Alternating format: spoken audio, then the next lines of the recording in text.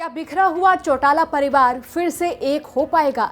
ये सवाल जब से जेजेपी पार्टी बनी है तब से इस परिवार के कई सदस्यों से पूछा जा रहा है। एक बार फिर से ये सवाल गहराया हुआ है। राम राम नमस्कार, मेरा नाम है सोनिया सत्यानीता और आप देखना शुरू कर चुके हैं हरियाणा तक। जननायक जनता पार्टी के तीसरे स्थापना दिवस को लेकर झज्जर में होने वाली जन सरोकार रैली की पहले से ही राजनीतिक सरगर्मियां तेज हो चुकी हैं। एक दूसरे के खिलाफ जेजेपी और इनेलो के बगावती सुर अब नरम पड़ते नजर आ रहे हैं। पहले इनेलो सुप्रीमो ओम प्रकाश चौटाला ने ये बयान दिया था कि राजनीति में कुछ भी स्थायी नहीं होता। उनका ये जवाब कई मायनों में बेहद अहम माना जा रहा है। यही सवाल जब अंबाला पहुंचे जेजेपी अध्यक्ष अजय चौटाला से पूछा गया तो उन्होंने क्या कहा, जरा सुनिए। वो बड़े हैं, वो पहल करेंगे तो जरूर।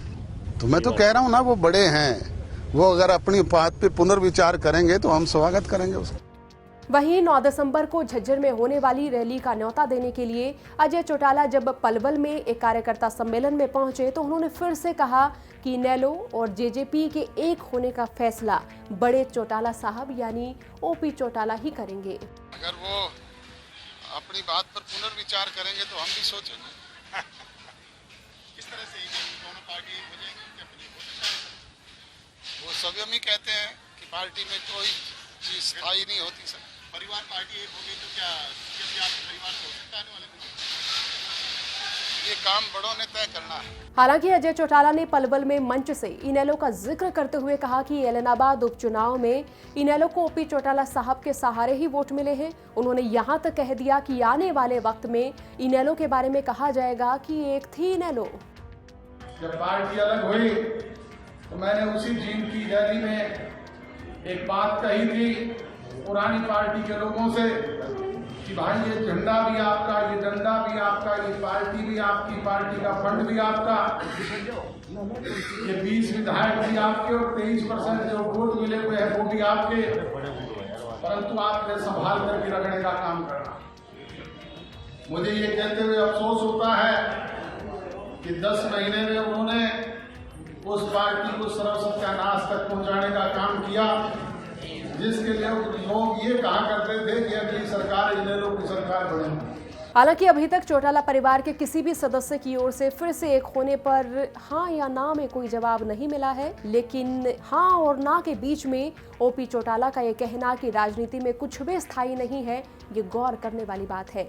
एक और झज्जर में 9 दिसंबर को जेजेपी की रैली है और दूसरी ओर अजय चौटाला की ओर से इनेलो पर जुबानी वार किए जा रहे हैं। ये माना जाता रहा है कि किसी बड़े कार्यक्रम में लोगों का समर्थन जुटाने के लिए राजनेताओं की ओर से ऐसा कहा ही जाता है। जैसे चुनाव के वक्त दुष्यंत चौटाला बीजेपी पर लगातार हमलावर रहे। अब बात कर लेते हैं आज दुष्यंत चौटाला की एक तस्वीर की जो सुबह से सोशल मीडिया पर छाई हुई है।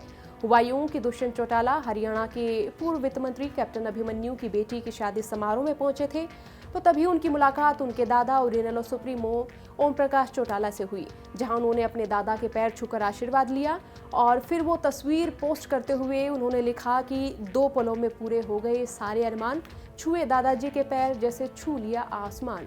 इस तस्वीर पर कई तरह के रिएक्शन सामने आए। कुछ लोगों ने कहा कि राजनीति में रिश्ते बनाए रखना चाहिए, तो कुछ लोगों ने कहा कि एक और तो इनको लेकर बयानबाजी की जाती रही है और दूसरी ओर आदर दिखाया जा रहा है। एक यूजर ने लिखा कि क्या मध्यवर्ती चुनाव हो सकते हैं। एक यूजर का कहना है कि ये काम 2 साल पहले करना चाहिए था, फिर ना तो परिवार का ये हाल होता और ना ही कार्यकर्ताओं का। बहरहाल क्या ये माना जा सकता है कि हरियाणा की राजनीति में आने वाले दिनों में एक बड़ा फेरबदल देखने को मिलेगा? सियासी कारणों की वजह से अलग हुआ चौटाला परिवार क्या एक बार फिर से एक मंच पर देखने को मिल सकता है? हालांकि अभय चौटाला तो यहां तक भी कह चुके हैं कि अजय चौटाला अपने नाम से चौटाला हटा ले, लेकिन इन तल्खियों के बीच फिर से रिश्तों के बीच राजनीति की दरार को भरने की कोशिशें आने वाले वक्त में किस तरह से देखने को मिलेंगी? आपका इस वीडियो के बारे में क्या कहना है, हमें कमेंट कर जरूर बताएं। हरियाणा की और भी खबरों के लिए देखते रहिए हरियाणा तक। राम राम नमस्कार।